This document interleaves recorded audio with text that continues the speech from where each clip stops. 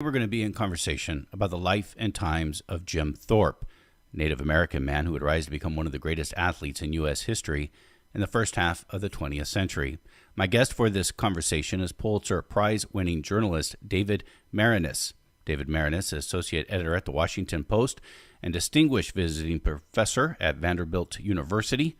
He is the author of the new book, Path Lit by Lightning, The Life of Jim Thorpe. David Maraniss, it is a great pleasure to welcome you to this radio program. Thank you, Mitch. Happy to be there.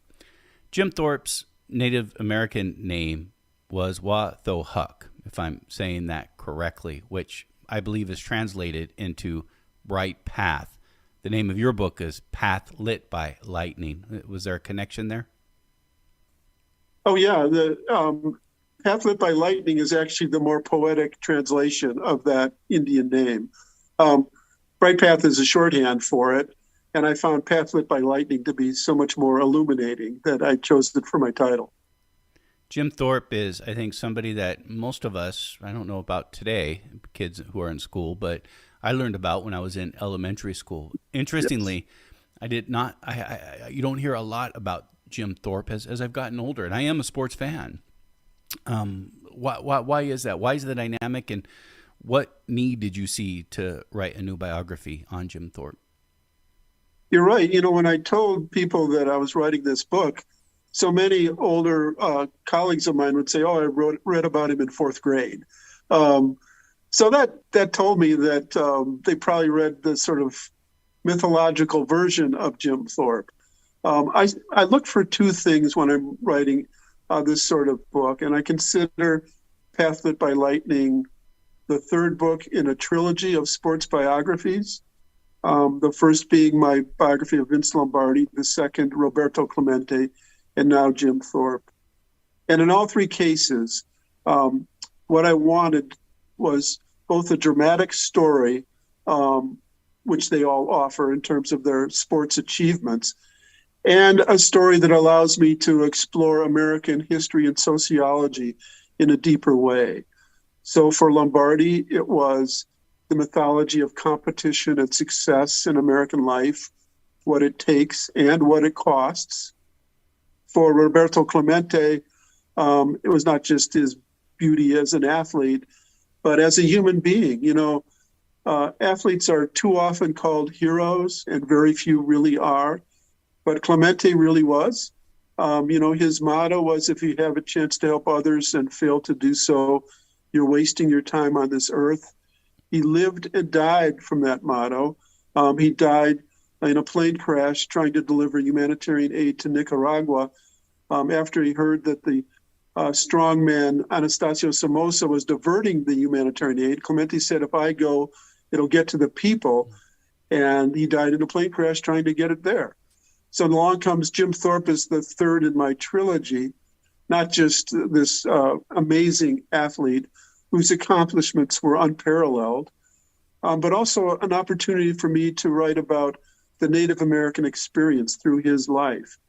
He was born in the Sac and Fox Nation in Indian Territory of what became Oklahoma. And there's so many benchmarks from the year of his birth through his experiences at an Indian boarding school through the rest of his life that allowed me to illuminate the inequities of this country and of the Native American experience. So he is born in 1887, as you indicated, in Oklahoma, again, part of the Sac and Fox tribe. 1887, this is decades after a policy known as Indian removal from the 1830s and the administration of Andrew Jackson, in which indigenous tribes and people were uprooted and forced out of their land and into Oklahoma. Is this the history of Jim Thorpe's tribe, the Sac and Fox tribe? Oh, absolutely. They started in Illinois and Wisconsin. His ancestor, Black Hawk, in 1832, tried to go back into that homeland, crossing the Mississippi again. And that's what created the Black Hawk, what was called the Black Hawk War, which was more accurately a massacre of his people. And then they were pushed from from Iowa down to Kansas and to Oklahoma into the Indian Territory. And that year he was born, Mitch, 1887, was also a seminal year in the unfortunate history of the treatment of Native Americans. It was the enactment of what was called the Dawes Act, which was an effort to essentially weaken Native American culture by getting rid of the communal lands and making them individual property owners in a sort of a rigged system where it would take them 25 years to actually get the royalties for that land. That was the year Jim Thorpe was born. And that Dawes Act is what created the Oklahoma land rushes and runs of the early 1890s, when white settlers rushed into that territory that was taken away from the Sac and Fox and other Indians of that territory in what would become Oklahoma. Was Black Hawk an important figure for Jim Thorpe? He was a very important figure. Jim Thorpe's mother often told him that he was the reincarnation of Black Hawk. And I think that he took that, whether he believed it in actuality or not, he sort of took on that mantle of the great warrior of his people. Did you find it important? I think when we think of Jim Thorpe, again, we think of an athlete, and that for good reason, and we'll get into that as well. Did you find it important, though, to really focus on his connection or on him being a Native American? It's the reason I wrote the book. Absolutely, I think it was important. And there were times in his life when athletics dominated and his Native Americanness sort of submerged a little bit. And there were other times when it came out very strongly. But it was always there and always affecting both how he acted and how he was treated by society at large. And that's really what I most wanted to write about in this book, along with his athletic brilliance. He went to a boarding school, the Carlisle Indian Industrial School in Pennsylvania, not Oklahoma. Was he forced into the school? Tell me about the process of him getting into the Carlisle Indian Industrial School.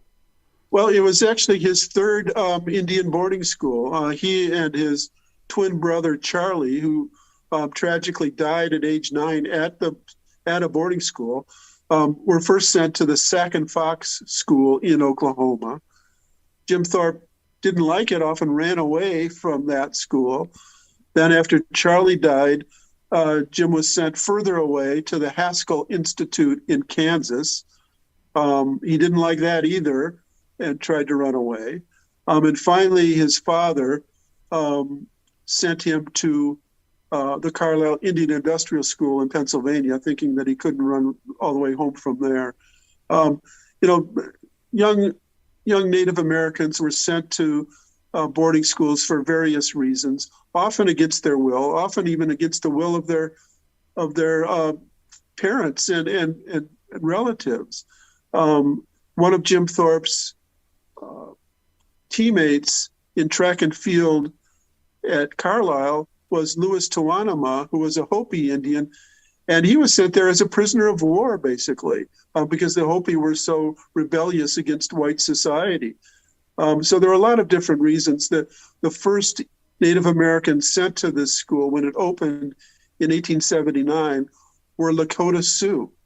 This was only 3 years after the Battle of Little Bighorn, and it was definitely an effort to tame tame, quote unquote, and acculturate this rebellious society by sending them to a school where the motto was "Kill the Indian, save the man," meaning rid them of all of their native religion and language and culture. What was Jim Thorpe's experience at the Carlisle Indian Industrial School? And is it fair to say that there are Native Americans from all over the country that are going to this school, like Jim Thorpe? Oh, yeah. It was the federal government's flagship school. So there were a lot of other Indian boarding schools, some run by the Catholic Church, by local governments. But Carlisle was the flagship, and it was the government's main school where there were Indians from tribes all over America who were sent there for various reasons. Jim Thorpe arrived in 1904. For the first 3 years, he was barely there. Part of the boarding school process was essentially a scam where young Indians were sent off to local farms in Pennsylvania or Maryland or North New Jersey to work as basically indentured servants, paid minimum wages, while the school itself was taking that money and supposed to be giving it back to the students. At the same time, they were getting paid by the federal government for those students who weren't even there. So from 1904 to 1907, Jim was basically working on local farms, one of which he liked, and the other two he found he didn't, he thought he was being abused. Finally, in 1907, he was back. He ran away from one of the farms and was briefly put in the jail at Carlisle. And then he was back there for good, or most of the time, from 1907 through 1912. Although there were 2 years again when he was elsewhere. So he's a young man at this time. I'm sorry? He's a young man at this time. Well, he arrived at age 16. Yeah. And stunningly to me, the records show that when he got there, he was 5'5" and 115 pounds. So he had an enormous growth spurt after he arrived at Carlisle. And he was there off and on until age 25. So, almost 10 years of that experience with some breaks. What was it like to be at this boarding school with other indigenous folks from around the country? Was there a recognition was going on? As you said, the motto of the boarding school is to kill the Indian, save the man. Is there a resistance to that amongst the students themselves? What do we know? What do you know? There was massive resistance. The young Indian students were running away all the time. As a matter of fact, the leaders of the school had to set up these deals with local sheriffs all around the area to capture runaway students who didn't want to be there. In 1914, shortly after Jim Thorpe had left, there was a congressional investigation of Carlisle, and it showed patterns of corruption and abuse. One of the young Indian students, a young woman named Julia Harden, was at the center of that investigation. She was the school wanted to send her on what was called an outing to one of those farms. She didn't want to go, so they beat her brutally to try to force her to go on an outing, and that sort of represented the abuse of system there. When the first students went to Carlisle in 1879, Luther Standing Bear, who was the son of a Lakota chief, was a young man of 10 years old, and he said he thought he was going to show his bravery and to die. And so many of them actually did die. The cemetery at Carlisle is still there. The school itself was decommissioned in 1918, but it's part of the Army War College in Carlisle. And the Indian Student Cemetery is still there. And it's a haunting experience to go there and see the grave markers of 186 young Indian students who died while they were at Carlisle. And they were buried there at Carlisle, yeah. And they were buried there at Carlisle. And only in the last few years, Mitch, has the Army allowed the nations, the Oneida Nation, the Lakota Nation, and other tribes to repatriate those bones back to their homelands.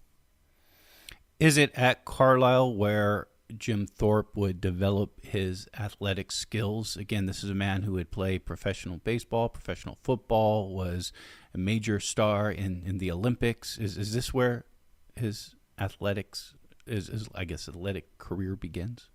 It is. And, it's one of those contradictions of life. As difficult and problematic as Carlisle was in other ways, we would never have heard of Jim Thorpe had it not been for Carlisle. It was there where he became the great track star. football All-American, and baseball player that would signify his rise to world fame. It started in 1907, after those 3 years when he was in the outing system working at farms. The story sounds apocryphal, but some variation of it is true, that he was in his overalls after working at the farm at Carlisle during the day, passed by the track, saw the high jumpers trying to clear the bar at 6 feet and failing, and Jim Thorpe in his overalls easily cleared the bar. And the word spread to the coach of the team, Pop Warner, who coached both track and field and football, about this amazing kid. And the next day he was on the track team. And within a year, he was the star of the track team and the star of the football team. And it all happened there. From 1907, in 1908, he was a third-string All-American. Then he went off to play baseball for a couple of years, came back and was the greatest track star and football player in America in 1911 and 1912. I want to ask about a football game in 1912, and I think it's important to understand the Carlisle mascot, or at least team name, was Indians. Yes. And in 1912, Carlisle Indians, with Jim Thorpe and other native players, go up against the Army's football team, which is a nationally ranked football team at the time, and who Dwight D. Eisenhower was actually on this team. And this is a seminal game. This is an important game in 1912. Again, it's sort of the symbolic of, the Carlisle Indians versus the U.S. Army. Tell me about this game. I consider that game perhaps the greatest act of athletic retribution in American history. The Indians against the Army on a level playing field at last. The chapter in my book about it is called Near Custer's Tomb, because George Armstrong Custer is buried at West Point, the probably the most famous Indian fighter in American history. And Jim Thorpe's team went up there and thrashed the Army 27-6. Symbolically, football couldn't make up for what had happened in the genocide of the mid-19th century, but they were on a level playing field at last, and the Indians prevailed. On that team of West Point, as you mentioned, was a linebacker, running back named Dwight David Eisenhower. On the bench was Omar Bradley, two famous World War II generals. Eisenhower said later that before the game, he and one of his teammates plotted on how they could knock the great Jim Thorpe out of the game. They did have a couple of collisions. The first one knocked Thorpe dizzy, but he got up and kept playing. And the next one knocked Dwight Eisenhower out of the game. And Thorpe was the star of the game by far, in this seminal, symbolic victory of the Indians over the Army. I just want to underscore what you said there. Dwight D. Eisenhower and another player had a plan to injure Jim Thorpe. It was also a very different time. Instead, it was Dwight D. Eisenhower that got knocked out. Yeah, football has always been a brutal game. It's a collision sport. Today we see all of the after effects of that with the CTE of, the brain damage that it's caused of so many football players. But it was even more brutal in that era, when the rules, allowed so many other things that have now been prohibited in different ways. So, Eisenhower was open about it. And so many athletes in that era talked about how they were trying to injure or wound opposing players. Did it get national attention, this football game? It did. National attention in that era meant that the great sports writers from New York were covering the game, right? And they all even were there. Pre-radio. Yeah. Way before TV. And it's sort of the beginning of the golden era of sports writing, when, there was a lot of purple prose and doggerel and all of the sports writers, but they were all there at West Point. And so it got the national attention. There was a game the year before where Carlisle went up to Boston and beat Harvard. And that game, too, was covered by all of the national press. And Thorpe was the star of that game as well. And that game against Harvard sort of really began his incredible rise to national fame. And then the West Point game solidified it. This is Letters and Politics, and we are in conversation about the life and times of Jim Thorpe. Our guest is David Maraniss. He's associate editor at the Washington Post and distinguished visiting professor at Vanderbilt University, and he is the author of the book Path Lit by Lightning, The Life of Jim Thorpe.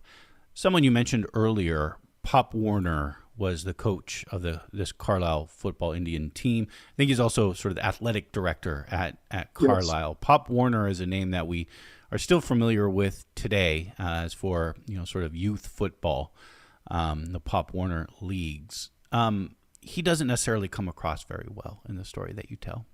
Tell me about Pop Warner. He doesn't. Pop Warner was, first of all, a brilliant football coach, innovative, inventive, was really one of the early developers of the forward pass, developed the single wing and double wing offenses. So many different variations came out of Pop Warner's mind. So a brilliant football coach and a disreputable human being who had, so many different things to say about him. But he and Jim Thorpe had sort of a codependence. They rose together to fame. Thorpe is the star player. Warner is the star coach. And yet at the moment of Jim's greatest peril, after the stories broke that he had played minor league baseball for 2 years in the Eastern Carolina League, Pop Warner, who had been sending his Indian athletes to various minor leagues for years, whose best friend in Pennsylvania was the scout who scouted Thorpe and some of his teammates to go down to the Eastern Carolina League, Pop Warner feigned ignorance and said he didn't know what Jim Thorpe was doing, just to save his own reputation. So that was the first mark against Warner. Then a couple of years later, there was a congressional investigation that showed that Warner was paying his players, that he was physically and mentally abusing them, and that he was sort of selling tickets on the side to make more money for himself. In so many different ways, there was a level of corruption to Warner. He survived, it eventually pushed him out of Carlisle, but never became really a mark against him in the larger society. He went on to coach Pitt for several years, leading them to national championships. Then went out to California and was the coach at Stanford for a long time. And as you said, he became such a figure that he's not only in the College Football Hall of Fame, but youth football is the Pop Warner leagues. But at Carlisle, he didn't stand up for Jim Thorpe at his moment of crisis, and there were other indications that he was abusing his players there. So interesting how history works. I suspect most people didn't even realize Pop Warner was actually a figure, a real man. Yeah, you're probably right. I didn't know much about. I knew, I'd heard of the Pop Warner Youth Football Leagues, but I had no idea about his what he had done at Carlisle before I started researching this book. 1912 is such an important year. We talked about the football game between the Carlisle Indians and the U.S. Army. This is also the year that Jim Thorpe would make history in the Olympics. Tell me about that. Yeah, he was, on the Carlisle track and field team. Thorpe and the long-distance runner, Louis Tawanama from the Hopi, were so good that they could almost beat any other team just by the two of them, the points they would rack up. Thorpe was the all-around athlete, and he went to the Olympics to compete in the pentathlon and the decathlon. The decathlon over 3 days, the pentathlon over 2 days. That's a total of 15 events. And he dominated in both, winning by larger margins than anybody before or since. It's really impossible to compare athletes from different generations because of differences in training methods and diet and equipment and everything else. But what Thorpe did at those Olympics was unparalleled. And he won by a larger margin than anybody ever. And he did it so that the King of Sweden, who was delivering the medals and trophies, said something on the variation of, "You, sir, are the greatest athlete in the world." And he really became world famous because of what he did in Stockholm. How was he received when he came back home?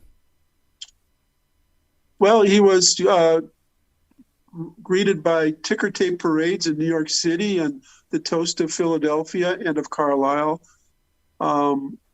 And that lasted for a short while before the story broke that he'd played minor league baseball for 2 years, and the medals were quickly taken away. This is when you were professional athletes for at least the United States were not allowed to participate in the Olympics. Yes, although many were, and different ways. Thorpe was a professional athlete only in the most technical sense. He played Bush League baseball in the Eastern Carolina League for 2 seasons for the Rocky Mount Railroaders and Fayetteville Highlanders during a period when literally hundreds of college athletes were playing summer baseball, most of them using aliases. The aforementioned Dwight Eisenhower played under the alias Wilson in the Kansas State League. Jim Thorpe played under the name Jim Thorpe. He never tried to hide it. So that's his starting point. Secondly, there was a technical rule in the Olympics that said any challenge to amateurism had to be filed within 30 days of the end of the Olympics. The story about Jim Thorpe didn't break for 6 months. So even technically, he shouldn't have had his medals taken away. Morally, is the stronger case and the one that I'm more interested in. Consider one of his teammates, George S. Patton, who competed in the modern pentathlon, a different event that involved various military skills like target shooting and equestrian and fencing. Patton was paid by the U.S. Army to train for all of those events, but he wasn't considered a professional. The Swedish team, the entire team was allowed to leave their jobs for 6 months before the games to train and still paid from those old jobs. They weren't considered professionals. Jim Thorpe, who played minor league baseball at a time when so many American athletes were doing it under aliases, was the scapegoat for it all. An easy target, and he's the one who lost his medals. Do you feel he was targeted? Here is this sports giant figure now on a pedestal trying to be knocked down, this non-white sort of figure in a society that is still explicitly pro-white supremacy? I think that was definitely a factor. I don't know if it was the only factor. I think he was an easy target because of his race. And it would have been harder to go after someone like Patton, or, the rules allowed Patton to do what he did. But it was hypocritical in so many ways. And the fact that Pop Warner knew what Thorpe was doing, but feigned ignorance and even wrote Thorpe's confession for him, portraying him as just a quote-unquote ignorant Indian, which was an insult to Jim Thorpe, as sort of the excuse for it. Warner knew exactly what Jim Thorpe had been doing. The head of the Amateur Athletic Union and the American Olympic Committee was a man named James E. Sullivan. He also happened to be on the board of advisors of the Carlisle Athletic Association, close friend of Pop Warner's. He certainly knew what Jim Thorpe was doing. And yet Sullivan and Warner, along with the superintendent at Carlisle, Moses Friedman, who documents show had been writing letters to Thorpe saying, "I don't want you to play minor league baseball. I want you to stay at Carlisle." He claimed innocence too. And those three men are the people most responsible for Jim Thorpe losing his medals and records. What did it mean for Jim Thorpe and his career and his public image in losing those medals? That's an interesting, contradictory question, or the answer is contradictory. On one hand, most of the sporting press, ranging from the famed Grantland Rice on down, were on Jim Thorpe's side. Even as they might diminish him in other ways, they supported his mission to get those medals back and pushed for it. And he went on to play Major League Baseball and football after that. So it was really sort of only after his athletic life was ending that Thorpe himself became obsessed with the unfairness that was done to him and sort of campaigned for the rest of his life to try to get the trophies and medals and records restored. Eventually they would be, but after his death. Well, yes. I mean, the first step came in 1983, 30 years after he died at age 65 in a trailer in Lomita, California. 1983, on the eve of the 1984 Summer Olympics in Los Angeles, Juan Antonio Samaranch, the president of the International Olympic Committee, went out to LA, invited all of Jim Thorpe's 7 children out there, and gave them replicas of the gold medals, not the real gold medals, and sort of half-heartedly restored part of his achievements. He was not then declared the sole winner of those medals, but the co-winner with the people who finished in second place. And then it went on until just last month, until July of 2022, before all of his records were finally fully restored, and Jim Thorpe is back in the books as the gold medalist in the decathlon and pentathlon, 110 years too late. One of his daughters would play an important role in keeping the story and this activism alive. All of his daughters did. His 3 daughters, Grace, Charlotte, and Gail, were all campaigning in different ways to get those medals restored. Grace, perhaps the most outspoken. And one of the interesting things about Thorpe's legacy, he had 7 children, 4 sons from his second wife and 3 daughters from his first wife. And they all had even though he didn't see them much during their childhoods because he was constantly on the road, they all had very successful careers. And Grace Thorpe was an activist who was the spokesperson for the Native Americans who took over Alcatraz, in your area. In the 60s, she was part of that 60s. movement. Mm-hmm. Yes. And she's the one that perhaps you're referring to, who was very much pushing for the restoration of his medals, but they all were in various ways. That's interesting. I did not know about Grace Thorpe and her involvement in the occupation of Alcatraz. Yes. The sons were all in the military, rising up the ranks in the U.S. military. The 3 daughters all had college degrees and graduate degrees, and all of them had, their grandchildren and great-grandchildren. The Thorpe legacy is one of activism and success in part of his legacy. Again, he played both professional football and baseball, which only a handful of people in the last 100+ years have been able to pull off. Couple of interesting things about that. One, as a professional baseball player, he played with the New York Giants, who are now the San Francisco Giants, which is interesting to think about because, and I could be way off on this, I might be wrong, but the San Francisco Giants are actually pretty good about portraying their history at the ballpark. But I don't think most people realize Jim Thorpe actually played for the Giants, and he played under John McGraw, who was considered one of the great managers of the time. I don't know how long he was with the Giants, but he also played professional baseball. This is pre-Jackie Robinson, who would come in the 1940s, breaking the color barrier. I mean, speaking of the life and times of Jim Thorpe, this is a time in which African Americans who had Negro leagues at the time weren't allowed to play Major League Baseball, but Native Americans were.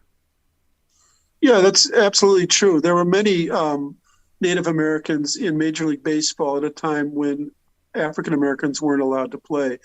One of Jim Thorpe's predecessors at the Carlisle Indian School was Albert Bender, who in white society they called him chief, of course, because every Native American was labeled a chief, whether they were or not. Anyway, Albert Bender was a brilliant Hall of Fame pitcher for the Philadelphia Athletics. And he was playing. Zach Wheat for the Brooklyn teams was Native American. Jim Thorpe, of course, could play.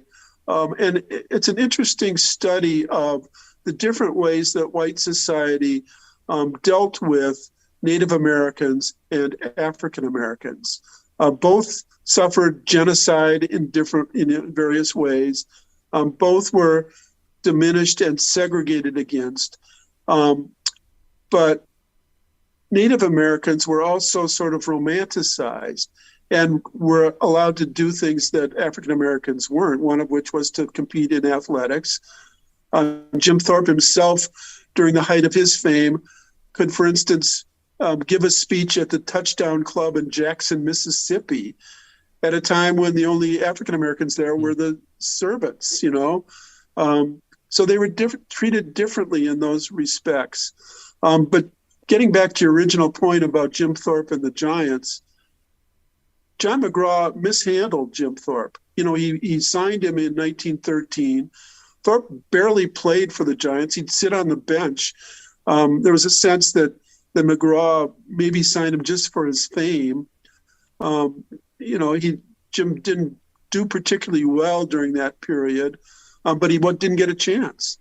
And when Thorpe finally got his shot, it was with the Boston Braves in 1919, and he led the league in hitting for almost the entire year. He was the toast of Boston in the National League, just as Babe Ruth was in the American League. So I think he got better as he got older and got more chances to play. And unfortunately, I think he didn't get those chances earlier. He was certainly better at baseball than Michael Jordan, for instance, who tried to go from basketball to baseball. Both had a little bit of trouble hitting the curveball. And Thorpe had other issues in terms of struggles with alcohol, although many athletes did and do. But in any case, you're right. He played for what would become the San Francisco Giants, but you don't hear much about that. Yeah. As you said, it doesn't sound like he got much of a chance. Do the Braves today, and some controversy over their own mascot and some of the tactics that are done at their stadium, do they recognize Jim Thorpe today? I haven't heard of it. Interesting. Honestly, so I shouldn't. That doesn't mean it's not being done, but I don't know of it, and I think I would. Yeah, you would think. Yeah. You would hear about it here and there, and just as a sports fan as I am as well. I think I would know about it. Maybe they mention it here and there, but it's not something that's consistently brought up. And the irony of all of that, getting to the abuse of Indian mascots and names, it was the Boston Redskins who became the Washington team. And the coach of that team in the 1930s, before they moved to Washington, was an athlete, a coach named Lone Star Dietz, who was one of Jim Thorpe's teammates at Carlisle. And during the period when the owner of the Washington team, Dan Snyder, was defending the name, he would often point out that, it started with this Carlisle Indian But it turns out that Lone Star Dietz wasn't Native American. He was a fraud. He was born to white parents in Wisconsin, and for some reason, and again, this is a difference between Native Americans and African Americans, he wanted to be a Native American to take advantage of what that would offer him, and had a very successful career as a coach. But anyway, that finally that name of that team in Washington has finally been changed. But it all goes back to this guy who was a fake Indian at the Carlisle Indian School. Native American activist Suzanne Harjo, who was instrumental in campaigning for changing the Washington football team's name. I guess it's now Commanders. I actually like just the Washington football team. I thought there was something very nice and simple about that. Yes. She's somebody that you actually talked to for this book, and who was very much so. Yeah. Before I started the book, I wanted to steep myself in Native American scholarship and activism. So she was one of the many people I talked to, just to sort of feel out whether I'm the one to do this book and to get a grounding in it. Like so many Native Americans that I interviewed, she had relatives who went to boarding schools and could talk about that, including to the Carlisle school. And she was instrumental in so many ways for my ability to write this book. One of which was, she told me the story of how her father had once met the great man, Jim Thorpe, in Oklahoma, and someone interviewed her father about that. And her father was gone by the time I started my book. So I asked her who that was. And she said it was David Hurst Thomas, who was a key administrator and archaeologist at the Museum of Natural History in New York. So I contacted him and went up to see him in his office in that neoclassical building up on the Upper West Side. And he was sitting in his book-lined office at a desk that had belonged to Margaret Mead. And we talked for a few hours. And finally he said, David, I was obsessed with Jim Thorpe, and I did a lot of research. I thought I'd write a biography, but I couldn't do it. But you're the guy. You can do it. And I've got 8 boxes of archival material here that I want you to have. So it was kind of a gold mine that came because of Suzanne Harjo, in a sense. That provided a lot of the research that you end up putting into this book? Well, absolutely. I mean, I had 22 archives that I dug into for this book, but that gave me a good start. Absolutely. Jim Thorpe would play sports, professional sports, well into his mid-40s, remarkable in of itself. Yes. After sports, he goes into acting.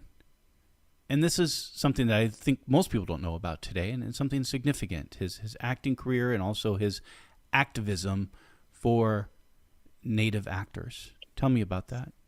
Yeah, you're right. First of all, he did play until he was age 45. He was the player coach of a traveling baseball team called Harjo's Indians that played against a lot of the great Negro League teams. He played against Satchel Paige and Josh Gibson. And then he was he had ended up in Los Angeles at the end of what was called the Bunyan Derby, one of those Great Depression era, sort of like they shoot horses, don't they? But it was for long distance running. And he was the MC of a derby that went from New York to LA, stayed there, and then got involved on the fringes of the movie industry. He acted in more than 70 movies over the course of his time there, under directors ranging from, John Ford to Howard Hawks, and acted with Bob Hope and Buster Crabbe and just about every famous actor of that era. But there were about 200 to 300 Native Americans in Southern California who were on the fringes of the studios trying to get jobs. There were so many Westerns being made in that era. And often the studios would hire white guys to play Indians, dress them up in war paint and grease paint. And Jim Thorpe, probably the strongest activism of his life, became the spokesperson for the Native Americans actors there, pushing for the studios to hire them to play Native Americans, not white people or anyone else, and also to sort of overcome the negative stereotypes that were so prevalent in some of those Westerns. So that was the period where Thorpe sort of most strongly was working on his Native American identity, I would say. Was he successful in those efforts? Somewhat, not entirely. There were times when they were ignored, but slowly but surely they were getting more and more parts. Although Westerns were dying at the same time, they were becoming passé, so that became a different problem for him. When I say he acted in 70 movies, it was usually as an extra. Sometimes he had a couple of lines, but often the studios would say the movie and then list Jim Thorpe as one of the stars of the movie just because he was famous, but they wouldn't give him much to say.